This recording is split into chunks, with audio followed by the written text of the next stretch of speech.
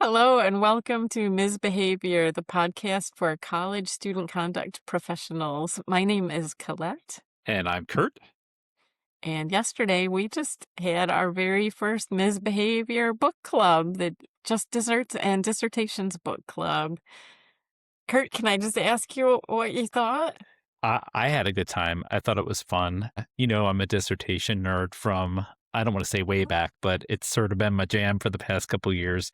So I have never actually read a dissertation on student conduct. So that was a treat. And what a great group. Kudos to you. You rustled up 20 people. And I think that was your goal too, wasn't it? It was. We had almost 50 people registered, so I'm sorry to say we had said we'd have a recording, and we do not have a recording, or at least I haven't figured out how to get to it wherever it is, but we're going to have to just do some recapping right now. It lives in a cloud in an unknown location. Are we technology pop-ups now? Is that what's going on? Is that I because guess so. I couldn't figure out how to change the background in my screen yesterday, and I felt like must be what it's like to be my dad, because my dad.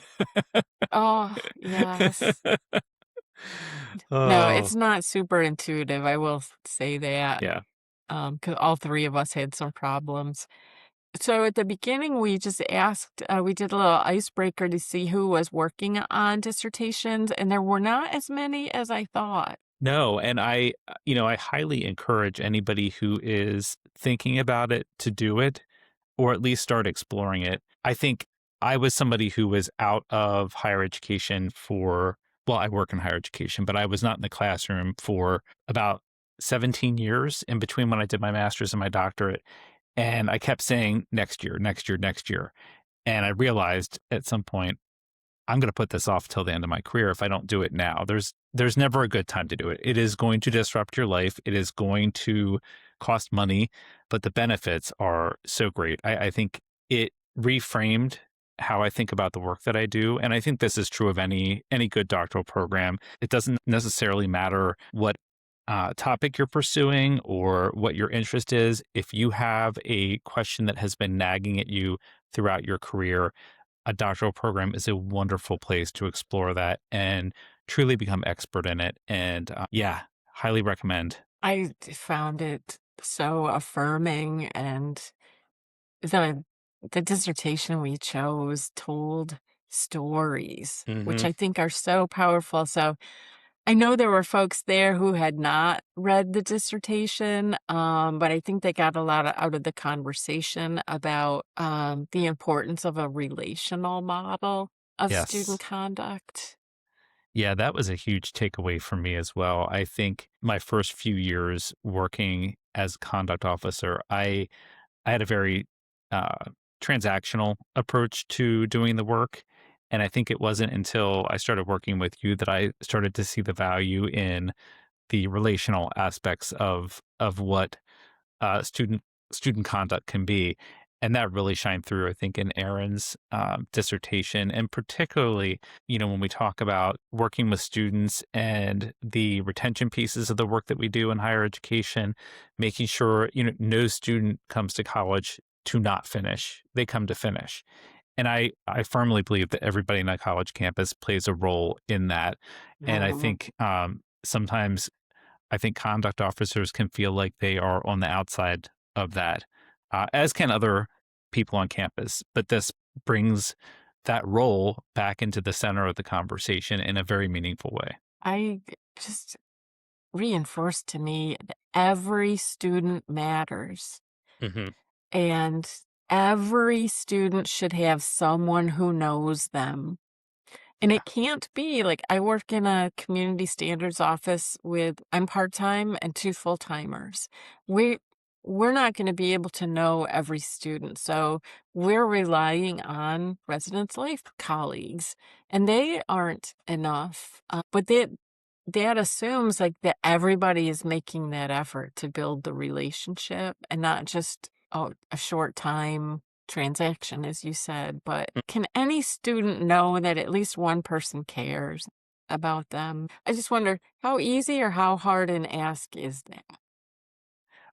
I assume that people go into higher education because they like to work with students. I think, there are obviously some exceptions where your college may be just a convenient employer in your town, but I don't think most people work in a college and don't expect to work directly with students in some capacity. So to say, hey, we should be in the business of making sure that students know that we care about them succeeding and that they belong on campus. To me, it's not a stretch of reality. It's not.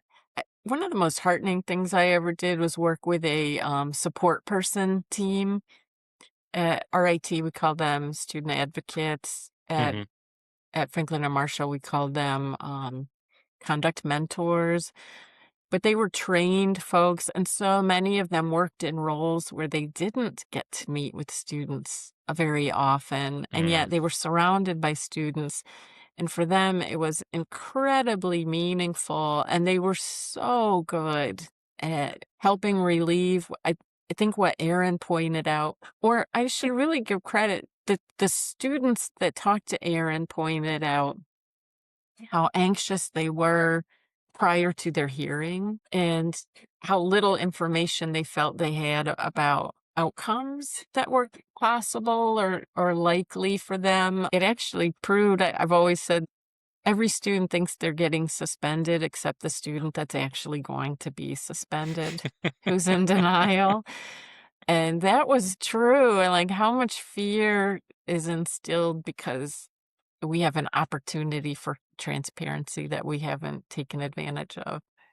I also appreciated that Erin was thoughtful about the fact that the population that she interviewed was a 4-year student population. Mhm. And I'm always going to bring up the community colleges because that's where my heart is. So, for anybody who is thinking about in the world of conduct, if you're considering a doctoral program and you're and maybe you work at a community college, this study is ripe for being replicated at a Mm. community college where, we are working sometimes with the most vulnerable student populations who may not feel like they belong because all they do is we used to call them CPC students. They were uh, wait, no, PCP students, parking lot, classroom, parking lot, not Oh. PCP, the drug. Uh-huh.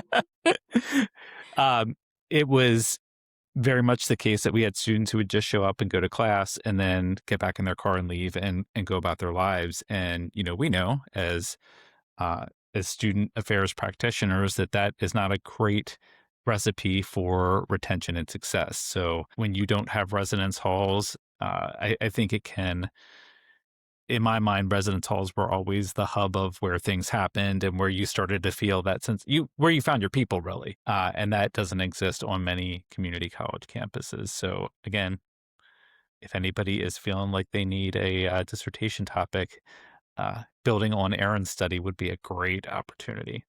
It would.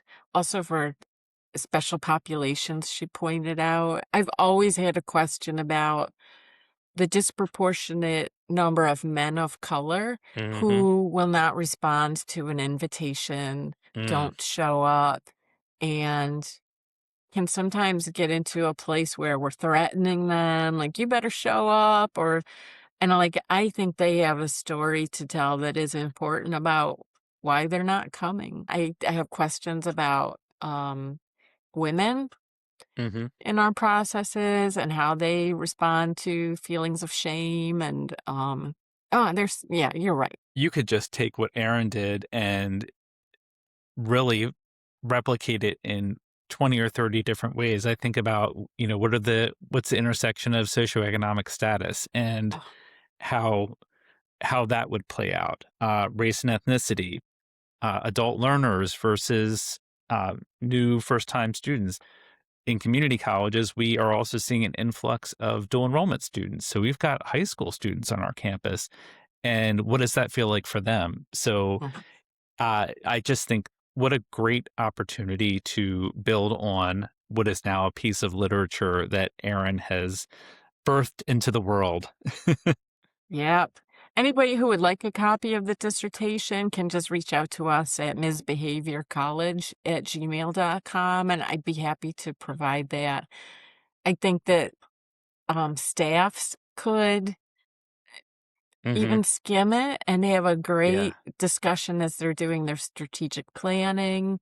Anyone who would not use this research, I I feel confident their practice would not be as good. I right after the happy hour last night, I jumped into a meeting. I'm on a dissertation committee for somebody who's about to defend in August, and I was talking about the importance of the slide deck that she's working on and how it becomes a tool that she can use for future presentations, and the importance of having an executive summary of your work that you can share with colleagues to help build interest. And that was something I should have asked Erin last night. Does she have her dissertation packaged in different ways that we could help her get out to professionals who might want to use it as a discussion piece in a staff meeting, or as a training opportunity, a case Mhm. study? Yeah, 'cause even with us, at one point, she couldn't resist, like, "Hey, can I share my screen Yeah. and share a couple slides?" Because she had visually had a conceptual framing that we were able to Hmm. see at the defense that wasn't in the, dissertation proper, but for sure, just some key bullet points. I just want to give some kudos to Erin. I think to me, she exemplifies a good doctoral student. She was so passionate about the work she was doing. And I think when you find a topic that really resonates with you, that one that nags at you in a good Mhm, way and in a frustrating way for years, and you finally get to dig into it and become an expert in it, it just shows. And that was on full display for me with Erin last night. She just was so excited to share her mhm. findings, and it was a great evening. It was. I'm very excited to get another one on the books for later this year. If you've got a dissertation, and particularly one that is specific to student conduct, and I don't know about you, Kurt, but I've got a preference for ones that study the student experience. Yeah. Uh, but I mean, that could mean a lot of things, like Hmm. having us be our best also, if that helps promote better outcomes. I also another thing that I really loved about her dissertation was, to your point, the student stories. I think so many times I'm reading dissertations and they are quantitative, and I'm a numbers guy. I love quantitative, but more and more I feel like I'm seeing qualitative work coming out of doctoral programs, and I am starting to be drawn to the stories that I'm getting out of these of, Mhm. and maybe it's just partly that I'm so far removed now from being a student that part of me craves understanding what is the student experience right now for this generation, and how is it different from the experiences I had, back in the 1900s. Well, it's hard to, read some of those stories and not think about yourself like, "Oh gosh, I could have been that hearing officer Yeah. that did that thing," or, yeah, our letter templates still sound like that, and we think they're pretty good. Was it Erin that said she had her students read the letters and despookify them, like, make them She sound did. less? Yeah, I what a great idea. Mhm. I remember, we had a student advisory board at RAT, and we warned them ahead of time we were going to be sending them a charge letter. Mhm. And, they still when they came to the meeting, they were like, "Oh my god, when I got that letter, I j" one guy described it as going through the 5 stages of grief all in one. Anger, denial, acceptance, and, one of the things I remember they're like, "When you list the charges, Mhm. it's, for number 1, alcohol, number 2, failure to comply," or whatever, and they let it read it through this legal lens of, like, Oh, yeah. um, 2 counts of failure to comply and 3 counts of and, like, "Oh, no, we just it was just number 1, number 2, number 3," and so we changed it to bullet points. You can almost hear a judge saying, 3 counts of felony Yeah, misdemeanor for noise violation. and they did, uh, and I think somebody in the room yesterday was saying, like, "Oh, yeah, we had a student" recommend that we move one line of things up to the top, and it may have been Mm. something like, "We haven't made a decision yet."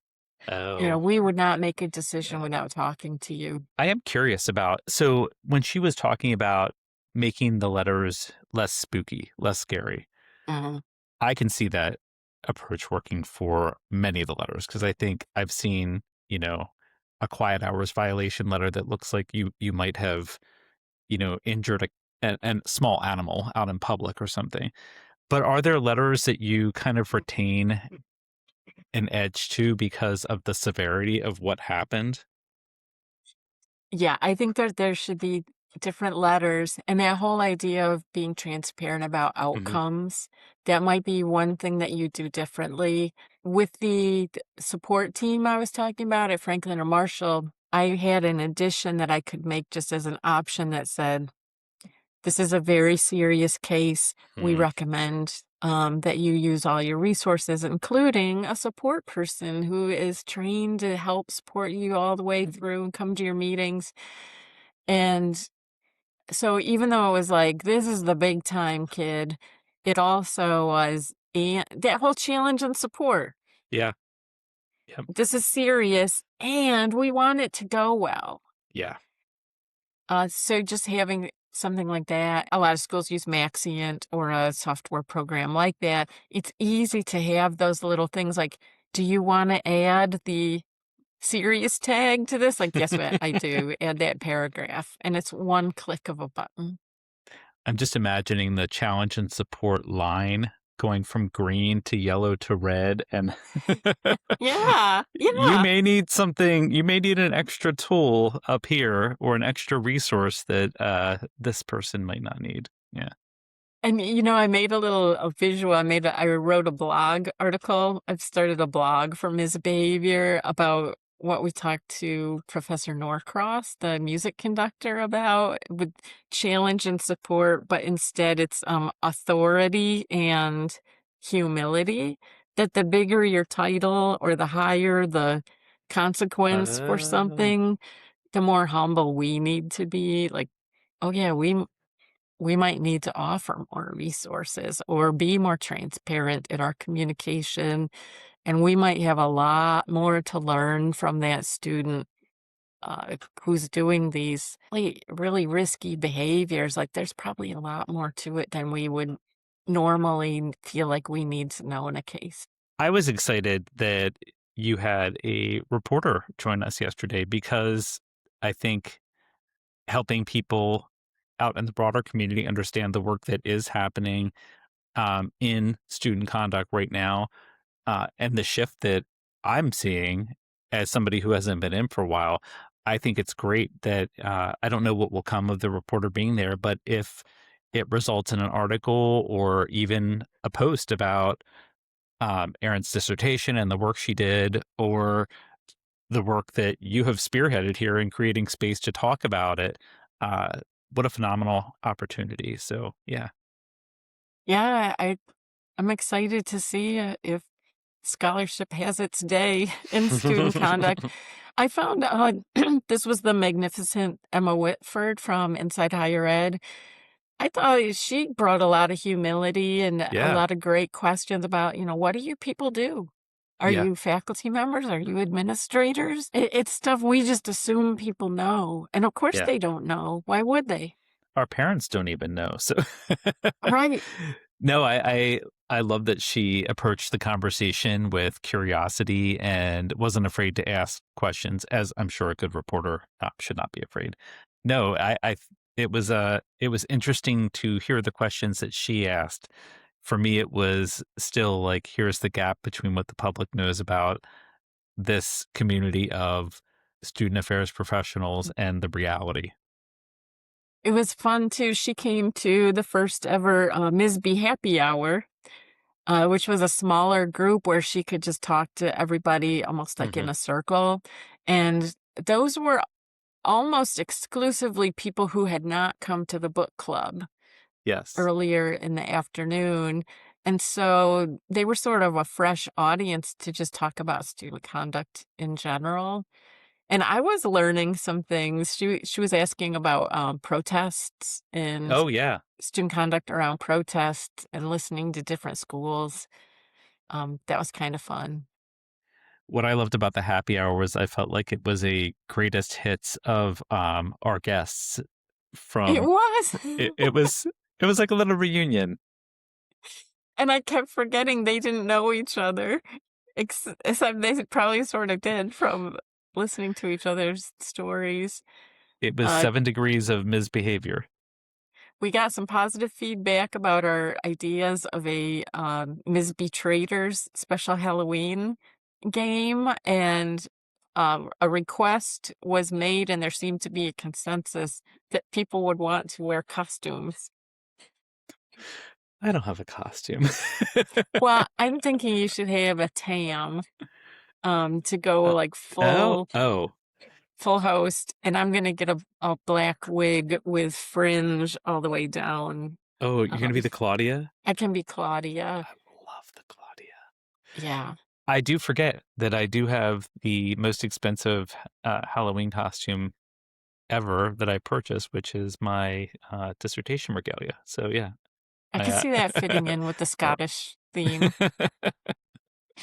But I no one I, I thought I asked pretty openly, is this just a terrible Mhm. idea? Some people had not watched Traitors, but Oh, I'm envious to go back and watch, a season mhm, fresh again. Yeah, yeah. So we got some good data love it, love it. and just had fun and interesting beverages and desserts. What was your say your dessert again? I was it a I made a mug cake that is off. It's a variation of one I found on the Weight Watchers app. So okay? it's a smushed up banana, and I use almond flour Yes, lower and carbs. an egg for to make it rise, Uh huh.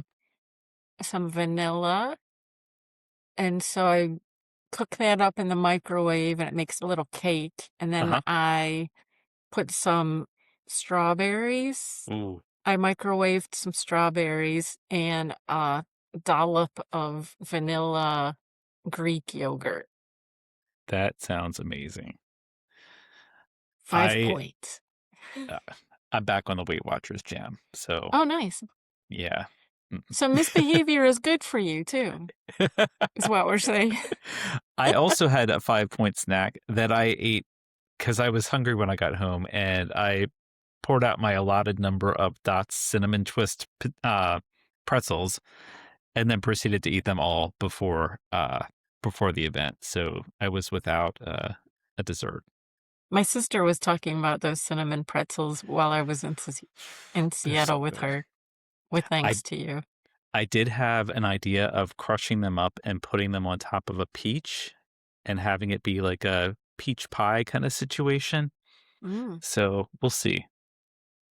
Where Well, how I'm did we getting get here? hungry. Yeah, I'm thinking that this is a perfect place to sign off and go get a snack. Amen. Um, So for everybody that joined our book club, we sure thank you. For future members, we thank you in advance, and we look forward to getting another one scheduled for the fall. And for everybody else, thanks for listening.